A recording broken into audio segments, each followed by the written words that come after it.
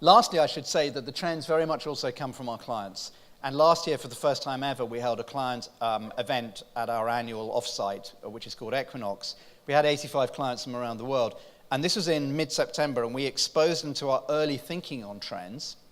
And what was clear was that they had a lot, unsurprisingly, to add to that. And there's one trend in particular today, the ethics economy, which is the sixth one I'll come on to.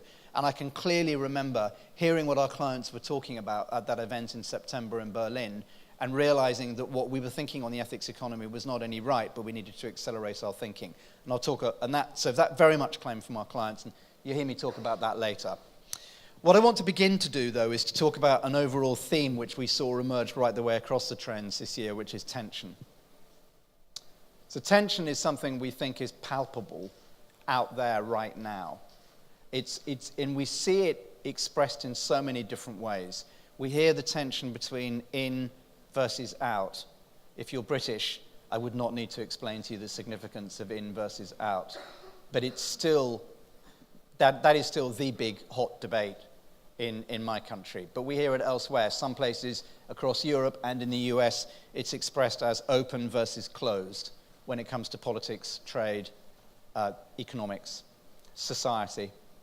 We hear these trends played out between, as we've done with Facebook over the last 4 weeks, big time, between fake and truth, and how to handle that.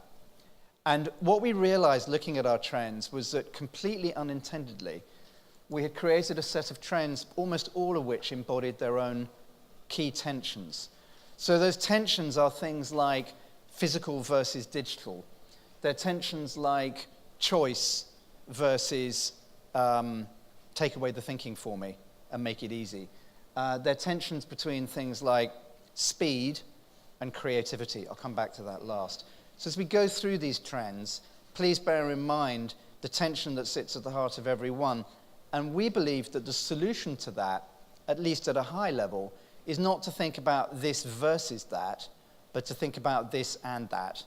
And from a design perspective, and when I talk about design, I hope you don't mind, but I actually include everyone in the room because I think we're all in the business of creating products and services. That means designing them and taking them out into the market. That from a design perspective, it behoves us to think about how can we do this and that, not get mired down in a debate about what is it like man versus machine. What happens when we get man and machine collaborating together, and can we create or design a better future based on that? So that's the tension theme. And the first of the trends this year really embodies that tension, or a tension very clearly, which is digital and physical. In fact, the head of Accenture Digital Iberia is here, and I can't resist teasing him a little and saying I wanted to call this trend digital is dead. And my marketing team convinced me that that was a really bad idea. So I didn't. But I still think of this trend as digital is dead. And I mean it quite seriously because what I wanted to do was to provoke everyone to think we need to stop thinking about digital as a separate thing. We need to start thinking about digital actually combined together with the physical world around us. And in this particular case, I think the evidence for that comes in 4 parts and is absolutely overwhelming. Before I go there is a backstory to this one, which is the mobile phone in the mid-2000s began to eat everything. It ate lots of other technologies. Let's count them up. It ate the screen and shrank it. It ate the keyboard. It ate the mouse. It ate GPS devices. It totally killed GPS devices. It ate the alarm clock, a perfectly innocent piece of technology which has been wiped away by the mobile phone. It ate, probably most significantly, it ate the camera. It not only ate the camera, but it started teaching us that it was a good idea to have 2 cameras on a mobile device. So it ate all of these technologies. What is happening now is that the phone is spitting those technologies back out into the environment in new combinations. So this thing here, you'll all have heard of Amazon Echo, which is a speaker and a microphone. That's all it is, connected to the cloud. This is the Amazon Look, which is a microphone and a camera connected to the cloud, which is something you put somewhere in your house. And in fact, if you look at the pace of innovation that Amazon are doing with Echo, they seem to be introducing new Echo products almost every month, which are essentially recombinations of technology that's been around for a while in new and simple formats to do very specific things. And they're having a massive effect in the marketplace. I'll come back to the effect of Echo in the third trend because it's important. And I'm not going to apologize for talking about Amazon a lot today because I think at the moment they're doing the most successful consumer-based innovation in the world at the moment of any of the big tech companies. But one of the things that happens with Echo, how many people have an Echo? I know it's not launched properly in Portugal yet. How many people have an Echo device of any, or a Google at home? One, just a couple. Okay. So let me tell you what happens with the Echo device. It's not just me. Many people have confirmed this. So when you have one, like I do in the kitchen, I have an Echo Dot. It's about the size of a hockey puck. It actually disappears into the background. So it merges with the environment. So the radio, which I still have, that is a physical object. I know where it is quite precisely. I know where it is because I have to go to it and touch it, turn up the volume, etc., to make things happen. But with the Echo Dot, my son could move it while I'm here in Lisbon, and it wouldn't matter because I just walk into the kitchen and I say, Alexa, turn on Radio 4. And I don't need to know where Alexa is. She's blended into the environment. So this is evidence number one, that these recombination of things are beginning to blend themselves into the environment, which is beginning, not so subtly, to teach us that digital and physical actually come together in the environment all around us. And we'll see this play out in our cars big time over the next 3 to 4 years as well. The second thing that is happening here is what I'm very keen on thinking about, which is a sort of a psychological tipping point for people. And the tipping point here is that we're beginning to ask very serious questions about our love affair with small screens of glowing glass. And those questions are reverberating around social media, they're reverberating in mainstream media, they're reverberating around our houses, particularly if we have children, and we get concerned about the amount of time they're spending with screens. And now we're seeing research which is backing this up. The University of Florida produced some compelling research late last year that showed a high correlation between depression and, I'm afraid to say, suicide amongst teenage girls when they spend too much time on their phones. So this stuff is stuff we're thinking about and talking about. So it's entered the zeitgeist unstoppably. So point number 2 is there is a social dimension, if you like, to us wanting physical and digital to begin to merge together rather than digital being a separate thing which absorbs so much of our time. Then the third thing that's happened this year, which is super significant, is Amazon Go. So if you're not familiar with it, Amazon Go is a new store in Seattle. It is a test store where they have basically packed the ceiling with technology that means you no longer physically have to pay in the store. It's for fresh food. So you go in, you get your bag, you put the stuff in the bag, you walk out. And you don't pay. The payment all happens in the cloud. There's a super skinny app which you download onto your phone which enables all of that. So we had 2 of our designers from our Seattle studio in there on day 1, and they made some very entertaining videos about what was going on in there, including trying to hide food behind their backs and swapping it between each other and taking it in the bag and back out of the bag. None of it fooled the system. The system accurately knew what they were walking out with when they walked out. And one of them, and I think this is very significant from the point of view of this theme, said afterwards, "It's so good, it's boring." So think about that. This is where physical and digital have combined together so well that they basically made something go into the background. And because it's gone into the background, the whole thing is, it's not important anymore, the whole idea of payments. In fact, he said he worries that he'll be going into other stores. If he goes into Amazon Go a lot, he'll go into other stores and try and walk out without paying, which is going to get him in the whole heap of trouble. So here you have a store who have completely implemented a coming together of digital and physical. And we all know the ramifications from that. There are ramifications for the number of staff you need in there. The only staff they saw were packing shelves, by the way. And as my colleague Jake said, they'll probably be replaced by a robot shortly anyway. The only staff were packing shelves. Now, you could also argue that what it does is it enables retailers to rethink what they do with their staff. Maybe their staff could be spending more time on the customer experience. This isn't only happening. I've had objections to this evidence from clients, which is, yes, but it's just way too expensive and Amazon aren't going to roll it out in lots of places anytime soon. Well, it turns out that's not true. So Metro, which is a major retailer in Germany, have announced plans to roll out invisible payments across their store network in Germany. We're seeing it happen big time in China. So this is Tao Cafe from Alibaba. Tao Cafe is basically the same principle as Amazon Go, but in the hospitality space with a slightly funkier design. You walk in, you don't physically have to pay for anything. It all happens in the cloud. So that's the next piece of evidence. And the last piece of evidence is really about economics. And the economics of this is very important. So we've been working in Accenture and Fjord with Carnival Cruises, who are the world's biggest cruise line. And what we've been doing with them is creating a system where every customer that goes on board their boats will have one of these things, which is a medallion this year. And the medallion will curate their experience. So what that means in human terms is when you go on board the boat and you have a Negroni in the first bar in the first evening, when you go to another bar, there's loads of bars on these boats the next night, the barman will know what you like. Now, you may say, that doesn't sound like a revolutionary change in experience, but we know that it's those little shifts in hospitality that make a very big difference to customers. It's the ones we talk about. It's the ones that make us say, I really like flying with that airline because the last time I went, one of the hostesses did the following, and it made me feel good. And here you have basically a technology system which allow these people, the employees, to do exactly that and significantly improve the experience again and again and again on the boat. So, I talked about economics a moment ago. This is the story of economics. This thing is cheap enough, effectively, for Carnival to be able to begin to consider putting it across their major boat and then other boats after that. And that is because the price point of doing physical and digital stuff together is coming down very fast indeed. And as that price point comes down, my suggestion to you is that all clients of major corporations can begin to think about what can we do where we begin to merge digital and physical together, because the economics of doing so, which might have looked daunting 5 years ago, are no longer so daunting. Does that make sense?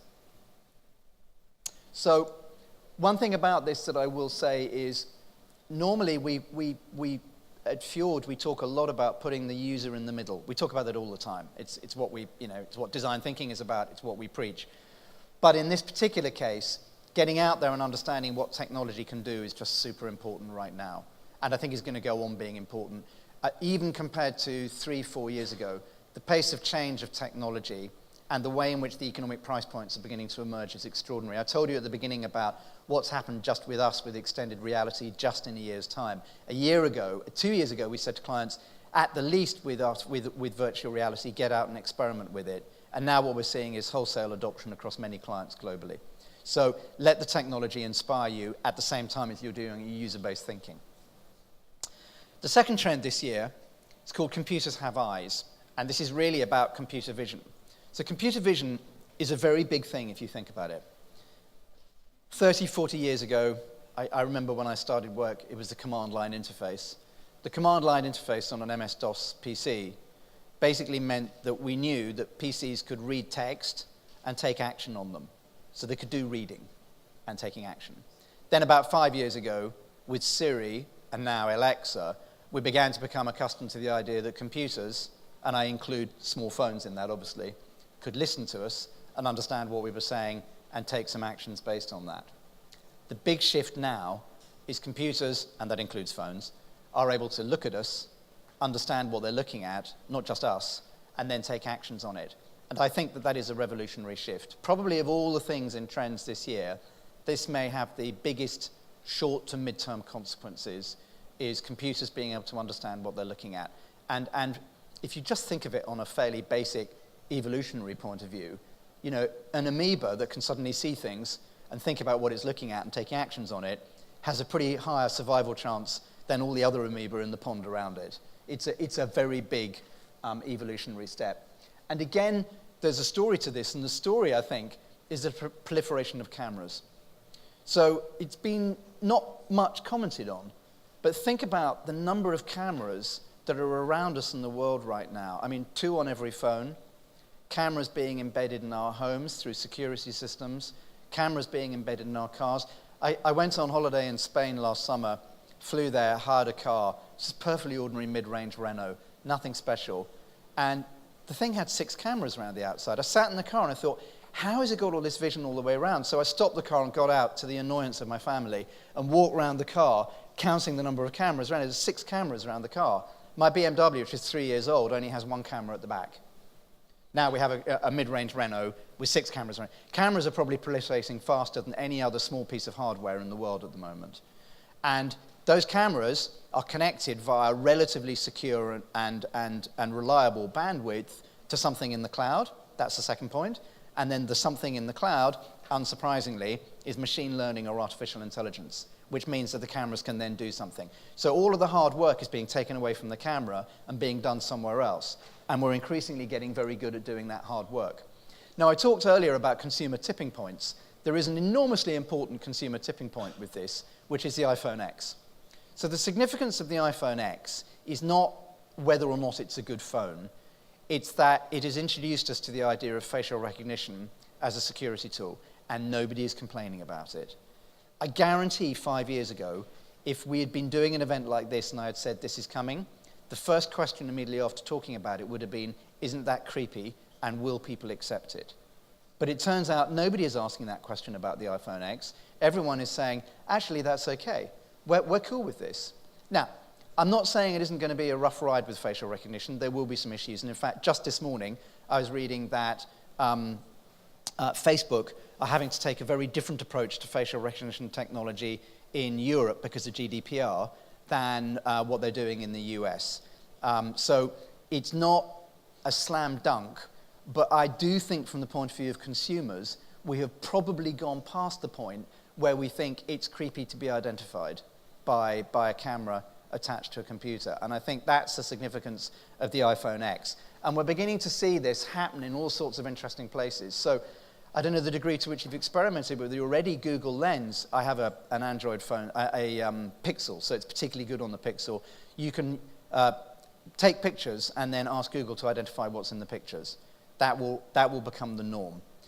We have a camera from Google which launched 2 months ago with very little fanfare in the US called the Google Clip. Worth going and having a look at a video of it. The Google Clip is about the size of a GoPro. You can put it on your shirt, you can put it in your room, outside, in front of the barbecue, wherever. The key thing about it is that it's a camera that decides for itself when it wants to take photographs. So I don't know about you, but I found that fairly shocking when I thought about it. And I've certainly never heard of anything that does that. Now, how does it do that? Well, actually, once you begin to think about it, it's fairly obvious. It looks at the stream of photographs that you've always taken, and it goes, okay, Mark likes dogs. So I have dog photographs everywhere because I love dogs. I have 2 of them, and cats as well. We have 3 cats. So any Google Clip I used would rapidly identify Mark likes pictures of his children, likes pictures of dogs, etc., and start taking photographs of those things. But of course, then it goes further. It'll start looking at your Instagram feed, and it'll recognize the pictures that you like that other people are posting there. So a lot of the designers in Fjord spend a lot of time obsessing over food and putting up food photographs. I see all of those on Instagram. Sometimes I like them. Google Clip will start liking that and start preferencing that. So now we have a camera in the world which is making up its own mind when it wants to take photographs on your behalf. That's a very good example of computer have eyes. But then we're seeing lots of much more commercial uses. So Disney are using emotional recognition to track the emotions of audiences like this here today when they're showing previews of movies and are then editing the movies because of what they see, how they see the audience responding to the movie. My favorite example in this whole trend, though it's very small, is this company, Sushi Express in Singapore, who have packed out the ceiling with heat sensors and cameras which look down at that conveyor belt of sushi and are able to identify when the sushi is getting stale or cold or whatever remember that's different for each dish, so it's quite a complicated thing to do, but basically recognizing when the chefs need to prepare new dishes or take them off the conveyor belt and replace them. So let's think about that. It's a small enterprise, but that's an entire enterprise being driven by computer vision already. Think about how that might then apply to all sorts of businesses if we can begin to identify the things that are happening and take action on them. And then we have Microsoft Seeing AI, which is an app which you put on your phone if you are blind or visually impaired, where your phone will describe to you in words what it sees when you hold it up around the environment. Super useful if you're blind, including, oh look, here comes Jose, because it's able to recognize people and friends. So one of the, I think, most interesting things that's happened on this already this year since we wrote the trend was that one of the star exhibits at CES in Las Vegas in January were mirrors with cameras behind them. So this is certainly the point at which a lot of people go, whoa, hold on, we're getting back into creepy territory again. So let me try and explain to you why I think mirrors with cameras behind them are pretty significant and interesting innovation. First of all, and probably most importantly, mirrors represent an enormous unexploited opportunity in consumers' lives by organizations. And that opportunity is basically that all of us look in the mirror at least twice a day, and some of us, I suspect, a great deal more than twice a day. It's a habit. So consumer habits are actually quite rare, and they're very hard to build. I mean, you know, I don't know, looking at my family, I reckon it's somewhere between 11 and 13 where people get into the habit of brushing their teeth every day without having been told to, and looking in a mirror because they're brushing their teeth or shaving or doing their hair or whatever it may be. But what an extraordinary opportunity that represents. And that's why people are making these mirrors with cameras behind them. And when you begin to think about the opportunity space there for healthcare, for pharmaceutical companies, for fast-moving consumer goods companies, hair care, Procter & Gamble, Unilever, the opportunity is basically this, that if the camera is looking at Mark twice a day, eventually it's able to say to him, Mark, you've actually been looking ill for 5 days in a row. Here are the symptoms. Here's what you might want to do about them. And if you press this button here, or maybe speak to the mirror, we'll set up a doctor's appointment for you. So I'd buy that. I'd be surprised by many people who would actually say, no, I wouldn't buy that. So potentially, we have this revolutionary combination of stuff happening. And that's why, not just because of that particular example, but that's why when we think the radical things we can do with this, this is such a big trend. And one thing I would ask you is, if you find this intriguing, it's worth the thought experiment of if you could put one camera or cameras consistently in one place across your enterprise, whether that's for employees or for consumers, where would that place be? What data could you collect? And what would you do with that data to improve the experience of either the customer or the employee or of the enterprise? It's not a small question. It's actually doable now, and the technology has emerged. Does that make sense? Okay, good. Third trend is about, it's really about the coming together of voice, messaging platforms where we're having direct interactions through chatbots, for example, and the standalone devices like Google Home and Echo, which are sweeping across America and the UK, both markets where they've launched very rapidly now. So I think I'm right in saying that Echo is in somewhere between 10 and 15% of US homes, and its penetration doubled last year. Doubled. That's very rapid, and it's not going away. At the heart of this trend lies a tension between choice and what we call taking things off the thinking list. Now, theoretically, taking things off the thinking list is a great thing to do for consumers because it allows them to get on with other things.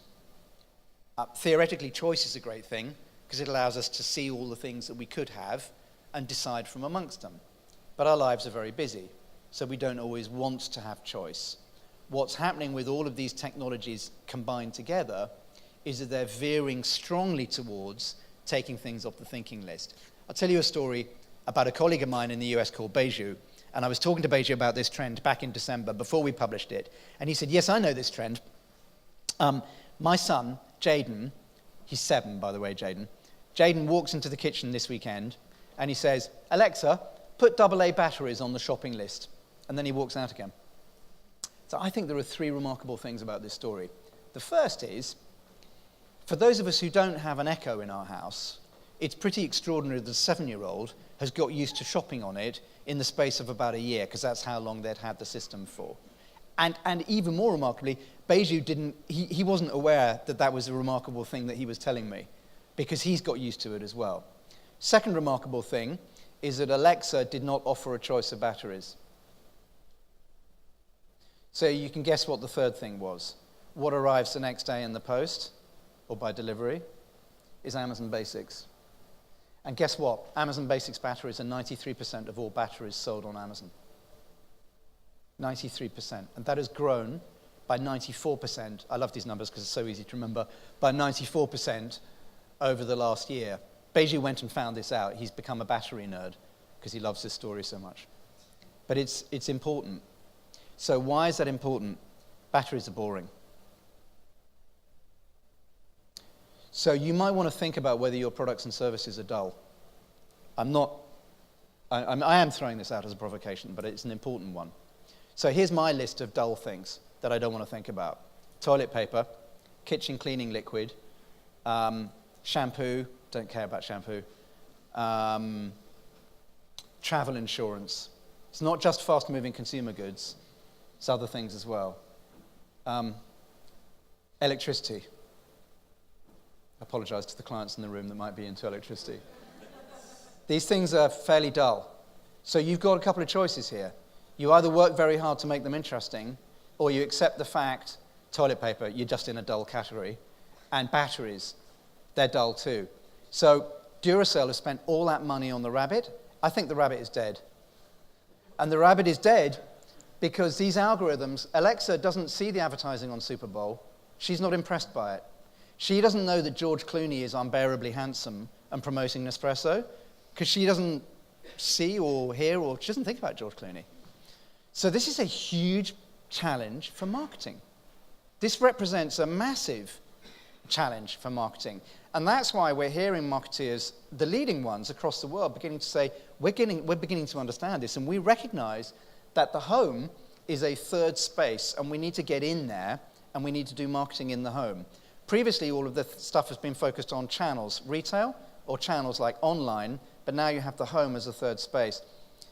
A VP at one of the major, world's biggest drinks companies said to me recently, we're really concerned about this, and we're trying to work out how we can get visibility in the home so that we become a preferential brand. Because if we don't, we're worried about what happens then. And the other thing that they're doing is that they're beginning to try to understand how to influence the algorithms. And that's going to become a major marketing discipline, just like search engine optimization did about 15 years ago. So there's a very big tension here between choice and taking things off the thinking list, and it's creating massive impact for brands, or will do, create massive impacts for brands in all markets. And if you're just thinking, well, Echo's not here yet, I know Amazon are recruiting busily in this market and setting up.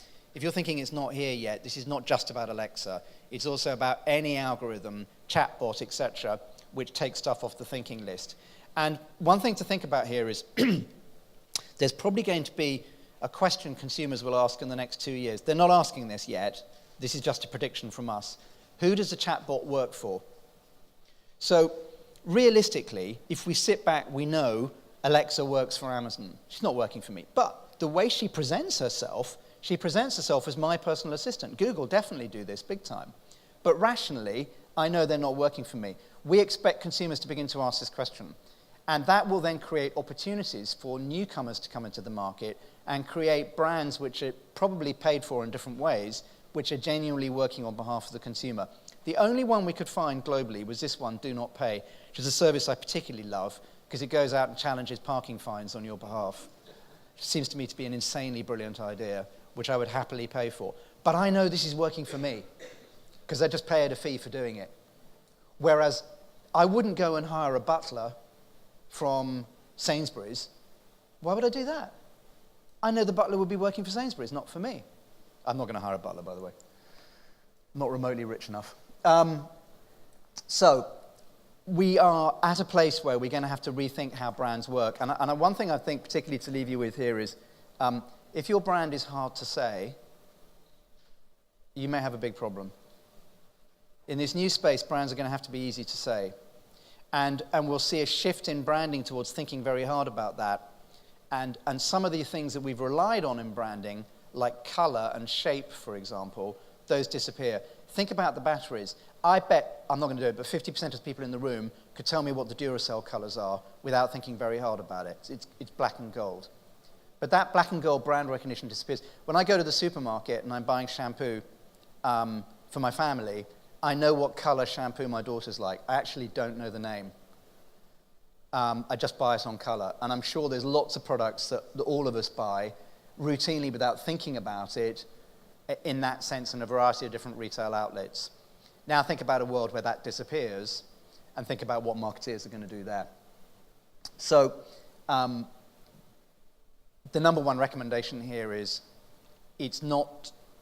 now is the time to begin to really start working on this and understanding who the gatekeepers are in this new marketing landscape, because if you don't know them, you're going to get left behind. The fourth trend is about the way in which we interact with machines, and this is really very much about the world of work and the way in which that is going to change. And the important thing here is that the addition of artificial intelligence to machines means that they talk back to us. When machines begin to talk back to people, we actually deal with them in a different way, and we have to begin to develop different types of relationships with them, especially because the new world of work is about collaboration between man and machine, not man versus machine. Last summer, I went to visit some friends who live outside London, like I do, and like me, they have a large area of grass and lawn, and they have to cut it every weekend. I don't know about Portugal, but in England in the summer, with the combination of sun and rain, grass grows way too quickly. So you have this really boring job every weekend. You've got to go out and cut the lawn. And in my case, it takes an hour and a half, and I have this stupid red tractor thing that I have to ride around on, and it gets very boring after the first weekend very quickly. But it's big, and it's expensive. So this friend of mine said, "Mark, I want to show you something." He's a bit of a gadget geek. So what is it, Neil? He said, "I've got a robot lawnmower." So I said, "Show me." So it's £3,000, this thing, not cheap. It was this wide, that high, by about that big. And the blades, I turned it over to have a look. The blades were that big. I actually couldn't understand how this thing could cut the grass with blades that small. And I said, "Neil, how does it work? How can this work?" So the thing goes around all the time and goes back and recharges and then comes back out and goes on cutting the lawn. Does it for about 8 hours a day. And he said this brilliant line to me. He said, "It has infinite patience."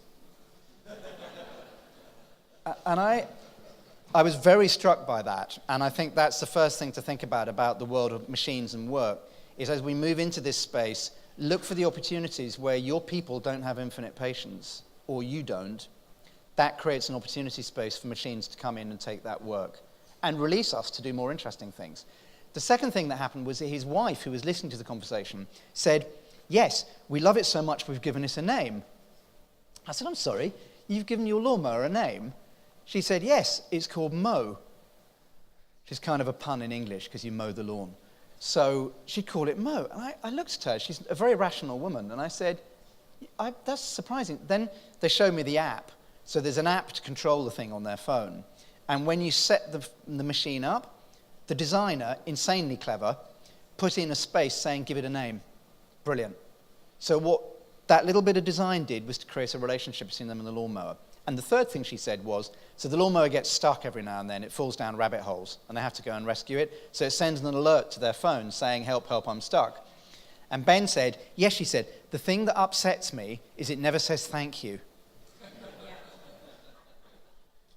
My point is this: we anthropomorphize machines unbelievably quickly. They'd only had it for about a week or two. This thing didn't have arms or legs. It didn't look like a robot. It didn't have a face. But they had given it a name, and they had asked, they wanted it to interact with them. This is where we're going in the world of work. And this is going to be a massive design challenge for all of us. Because as we get artificial intelligence into machines, so we will unwittingly anthropomorphize them. That means we will develop relationships with them, and that sets up a set of expectations which the interactions with them are going to have to meet if we want to create the most efficient and best possible environment for doing work in the 21st century. And that's really the big story with this. And that's because we need to collaborate with the machines. And many people who commented on this, is certainly not just Fjord. This is an era where we need to focus on how do we work with the machines. And we see plenty of evidence of how this works in the world. Cancer pathologists have an accuracy rating of 96% when they're looking for whether a tumor is malign or benign. Artificial intelligence can do the same work, but only comes out at 92%.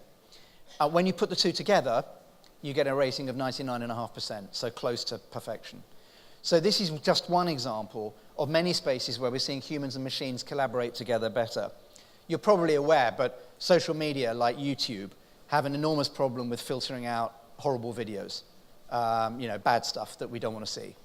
And Google has spent a lot of time working on artificial intelligence, which is helping the people who do that identify the worst material and then get rid of it. So that's an example of men and machines, again, collaborating together. They have to train the machine what to look for, but after a while it gets good at doing it, and what that does is it actually saves quite a lot of human angst, because you may be aware of this, it's been a little bit written about it, but the people who do that work day after day, week after week, actually suffer long-term psychological impact, because nobody wants to see beheading videos every day. But the machine has infinite patience. It doesn't mind. So we're also seeing other examples. BMW, for example, are now focusing on autonomous driving, not only on the relationship between the vehicle and the road, which is obviously the important one because that's where all the safety comes from, but they're now focusing internally on the relationship between the people inside the vehicle and the vehicle itself, which of course will shift depending on who's sitting inside the vehicle. But they're understanding that there is a whole world of design and service opportunity to be done, working out how the collaborative environment works internally. There was a wonderful cartoon in the New Yorker last year which showed a picture of a self-driving police car which had stopped an ordinary citizen's self-driving car. And the policeman is leaning into the window of the ordinary citizen's car, basically saying, "My self-driving car wanted to stop your car. Do you have any idea why?" Which brings us on to some brilliant categorization which our colleagues in Accenture Technology did late last year, which I love, about the new categories of jobs that will appear. So one of those jobs is explainers. This is the job that the policeman needed in the cartoon. One of them is trainers. This is the job, for example, that the Google needed with the YouTube thing and on social media. And then one is sustainers, and sustainers is very much the kind of thing that BMW are looking at. How do we sustain and build the relationship in the car between, and cope with the differences between a bunch of young men drinking beer and going to a football game and a family going on holiday. Very, very different categories. So, in short, we see a massive amount of attention being focused, and I believe that will include everyone in the room, in the enterprise environment over the next 2 to 3 years on how do we actually build up these interactions between men and machines, because this is a new era and it's not as simple as just introducing a new technology into the workforce. It's about how you build relationships between that technology and the people who will be collaborating with it. How am I doing on time? So this trend is really about blockchain. How many people in the room understand blockchain? Okay, there's quite a few actually. I'm going to come down and quiz you to know whether you really... No, I'm not. I'm teasing. So I don't actually fully understand blockchain, and I'm not going to pretend that I do. And in a way, part of this is there was actually a much higher proportion than I've normally seen in audiences. Most of us don't understand blockchain. And that's an important point I want to come back to at the end, because it is a blocker to this trend. So this is a curious trend insofar as we believe that blockchain is happening. It is happening very fast. The range of evidence here and the sheer number of different uses it's being put to, at least in theory, is immense. But there is a problem, and the problem is whether we actually understand what it is and whether then we can accept it. And I'll come back to that at the end. So I spent some of last year trying to understand what blockchain was about. And the penny dropped. Actually, it was in Madrid at a conference there, and there was a very helpful Accenture, quite hardcore coder who was extremely articulate and took the time to draw a diagram for me. And the penny drops on something very important at that stage, which I want to share with you, which is that with digital, we've become enormously used to the idea that in the digital environment, everything can be copied and distributed for zero marginal cost. And that's been, basically an assumption about how digital works. Ever since Napster completely eviscerated the music industry in almost no time at all. Because everyone was able to copy music files and distribute them very cheaply, and there was some legal comeback, but not a lot, effectively. And that's been a problem which has beset media and all sorts of other organizations ever since. And we still grapple with it, but we regard it as a norm. Blockchain effectively puts a stop to that in one go. Because blockchain allows us to become what I think of as digital archaeologists. You know, being a digital archaeologist 10 years ago would have sounded like a ludicrous thing. How can you go back and see, you know, the origination of something? It's almost impossible to do. But blockchain actually allows us to do that, which is quite interesting. So my second revelation last year happened, sadly, around a personal event in my life when my mother died. And she'd been ill for a long time, and it was the right time for her to go. Afterwards, I had to do that thing you do with getting a death certificate. And I had to go to a town hall 15 miles away, because I live in the countryside, and go through I had to go 3 times. The bureaucracy was terrible. But there was one person there who controlled the book with the death certificates in it, and I had to give her the right information. And she's still the person who has the original, if you like. I'm allowed a copy. I had to pay for the copy. I'm allowed a copy. So what I realized was, when I began to think about blockchain, it's like that death certificate thing. So no longer is there just one person who you have to go to who controls that certificate. That knowledge is everywhere. That's why the term distributed ledger is so important, because that death certificate, if you like, is distributed absolutely everywhere. And what is more, you can see the history of it from wherever you are at any given moment, because all the records of it are kept updated all the time. And this is important, obviously, firstly, because it creates that ability to do what I call digital archaeology. But the second reason is the woman in the town hall goes away, in theory, with blockchain, because she's not needed. And that's enormously important, because that destruction of central authority is at the heart of the potential of what blockchain is about. And that's where I think it's worth us all thinking about our own businesses and thinking, where are the places where we hold this commanding thing, where people have to come to us and get things signed, and we are the holders of the Holy Grail? What happens when we can't hold that Holy Grail anymore, and it's distributed absolutely everywhere? I'm sorry, I'm mixing my metaphors a lot now, but hopefully you understand what I'm driving at with it. And it becomes important when you look at the number of places where blockchain is happening. So Microsoft, Accenture, I'm happy to say, and the United Nations are collaborating on creating a blockchain system for identity. So this is actually proving who you are. So 1 billion people, that's about 1/7 of the world's population, have no way of proving who they are. But as you know, everything that we have here today, our ability to trade, our ability to own houses, our ability to have bank accounts, our ability to, buy electricity, whatever it may be, is all based on our ability to prove who we are. But 1 billion people can't do that. And the UN are working busily on creating a blockchain system which would allow people to do that. Again, think about the fact that that also removes that central authority thing, actually removes it from the state as well, which has really interesting connotations. I talked about Napster eviscerating music earlier on. It's ironic then that Spotify are using blockchain to track who's using music when and where, so they can authenticate payments back to artists. So again, we've got this digital archaeology thing going on. This simply wouldn't have been possible, technically, a while back. Now Spotify are using it, and in a way, they're the kind of bastard love child of Napster, so it's ironic that they're using it.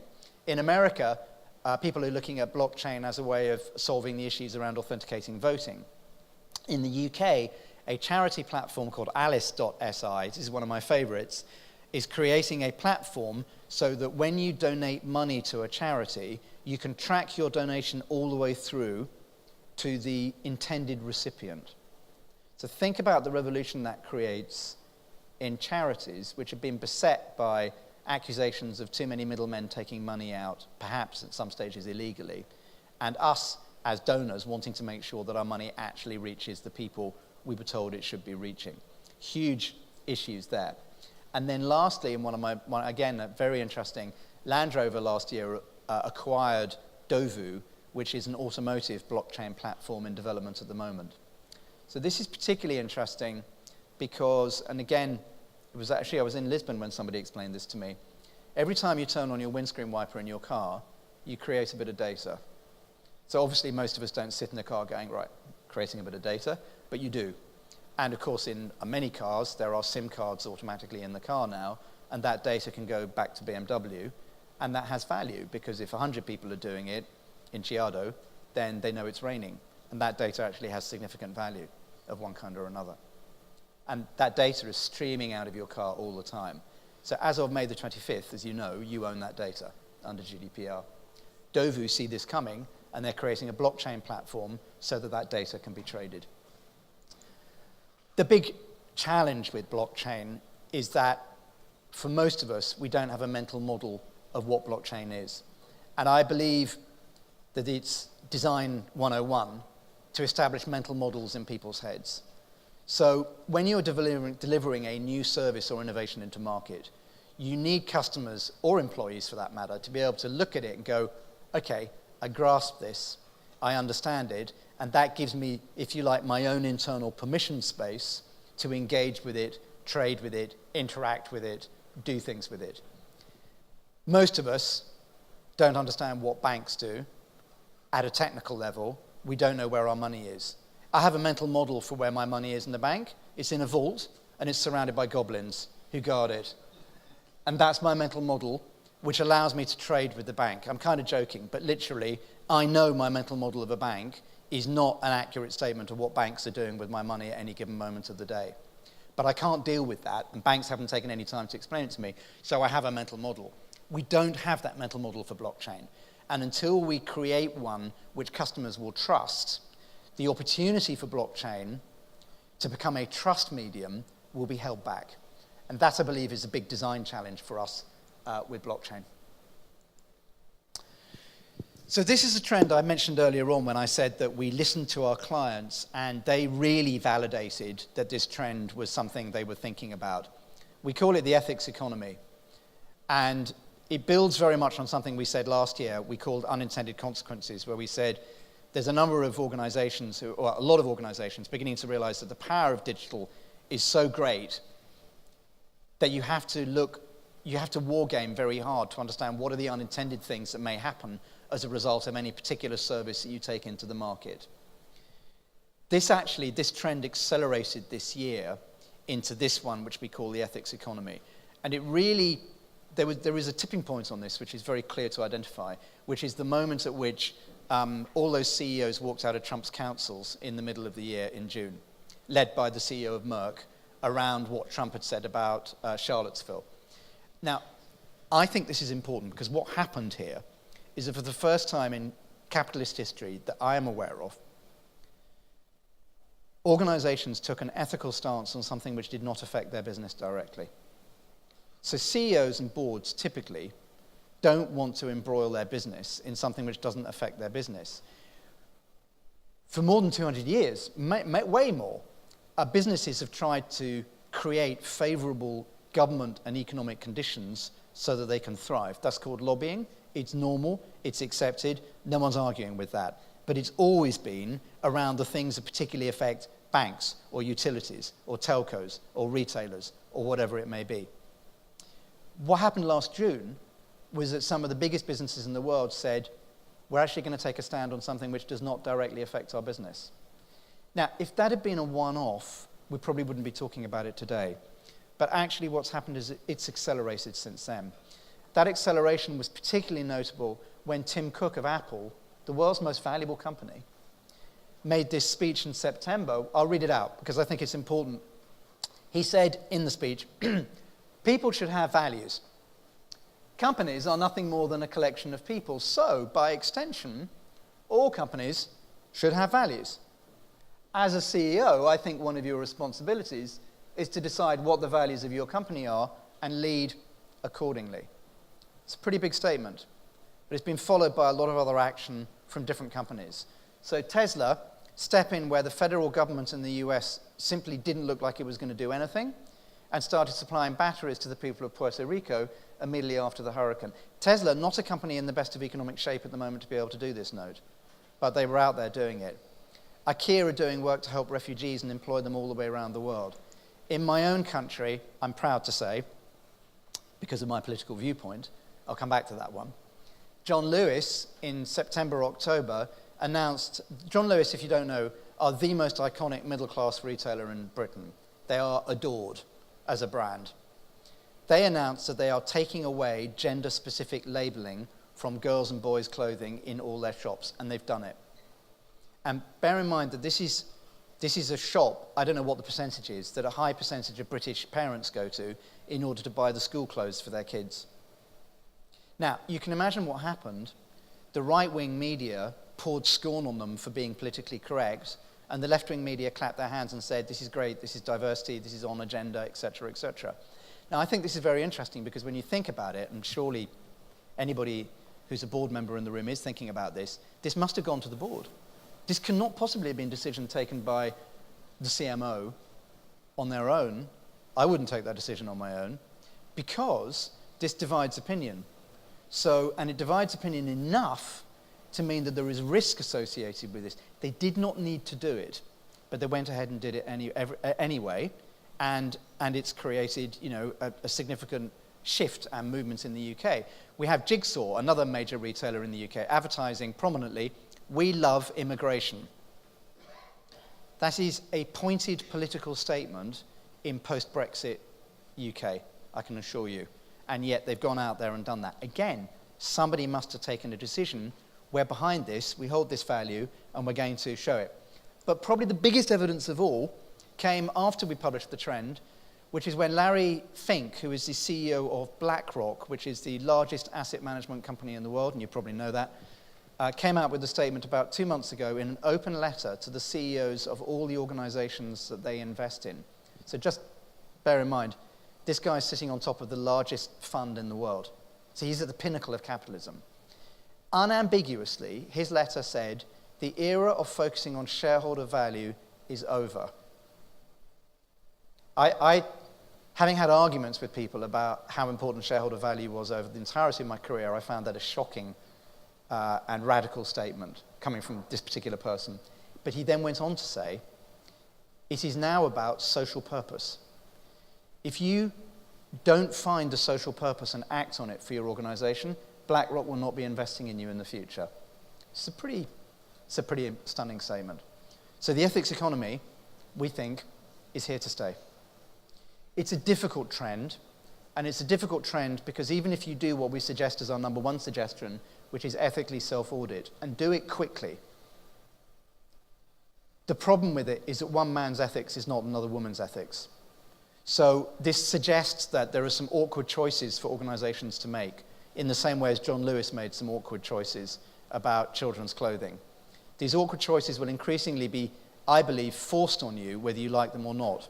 And interestingly, they may not be forced on you by consumers, they may be forced on you by your employees.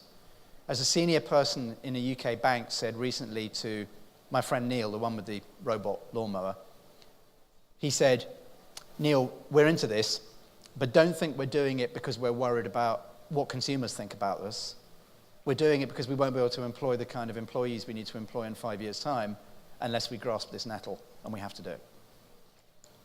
The last trend is about design, and design is at a very interesting inflection point, and it affects Fjord absolutely directly, which is why we're talking about this, but we believe also it has wider ramifications, because if it affects the way in which we're thinking about designing products and services, we think actually that affects our clients as well. And it's really driven by the combination of three things happening at the moment. The first thing is the adoption of design thinking. So we now hear design thinking talked about everywhere, and in many organizations there is design thinking training, and obviously we love that. It's important. The problem is, if organizations believe that because they've adopted design thinking, therefore they can design, that's not the same thing. As a friend of mine said to me recently, it's a bit like saying, I can dance, but that doesn't make me a dancer. My children will tell you I'm definitely not a dancer, but I think I can dance. It's the same thing with design. So design thinking is useful, and it is changing things, and it is clearly having a massive cultural effect at many of our clients globally. But it doesn't necessarily mean that the practice of creating the end artifacts which your users and employees will love has improved as a consequence, because there's a lot of other things along the way in order to make that happen. So shallow adoption of design thinking is problem number one. Problem number two is about the processes we're using to create products and services, and particularly about agile. So I am not here to knock agile. Clearly, it's speeding things up beneficially to many organizations. We're now working at a cadence with design, which I can tell you is twice as fast now as it was 5 years ago. It is quite incredible how quickly things have changed. But it's getting to a point where we believe we can't change it much more.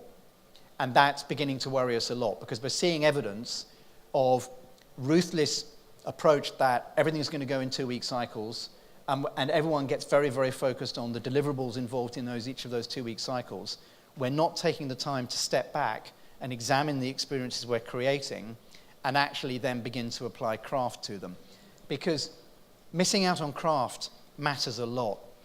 Companies like Citymapper and Monzo, a very successful banking startup in the UK, have made massive market impact because they've focused on the beauty and the craft of what they've done. And when I just say the word beauty, it immediately feels like there's a clash between that and agile, which suggests let's just move very quickly. And it doesn't necessarily work like that. A colleague of mine in Australia, an incredibly experienced designer I've worked with since about '94, was saying to me recently, he said, I don't think a lot of people appreciate that it's a bit like making films. I said, well, what do you mean, Andy? He said, well, when people make films, there is an end artifact, which is, 2 hours long. But the amount of film that gets wasted making that is at a proportion of something like 14:1 of what actually happens at the end. And we all know, because we've all seen movies about how movies are made, action, take 1, take 2, take 3, that a lot of film ends up on the cutting room floor. And we accept that when it comes to film because we want this experience of delight at the end of it, which we all enjoy. Do we accept that when it comes to creating products and services? That there is a 14:1 ratio, I'm just making that number up, but there is a 14:1 ratio between the amount of work that goes into it and the end product. The risk with Agile is we begin to forget that, and we shouldn't. And I suggest that we shouldn't, because differentiation comes from that work of constantly stepping back and reevaluating what you're doing. And the third reason why there is this challenge to design is because something actually I've been talking about all morning, which is the pace of change of technology. Suddenly we have designers having to be very experienced and understand how extended reality works. And even when I say extended reality, that's including virtual reality and augmented reality, which are actually quite different things, conceptually and in practice. And voice UI is beginning to take off. We have teams all over the world beginning to work on voice UI. So that's the third thing that is beginning to affect the way in which we think about design and innovation. So I'd urge you all to think, when we look at what we're doing, let's continue to push forward with design thinking, which is changing organizations, but let's not make the assumption that design thinking is all of design. Let's examine the process of rushing to market with Agile and understand whether or not we're doing that at the expense of craft and creativity.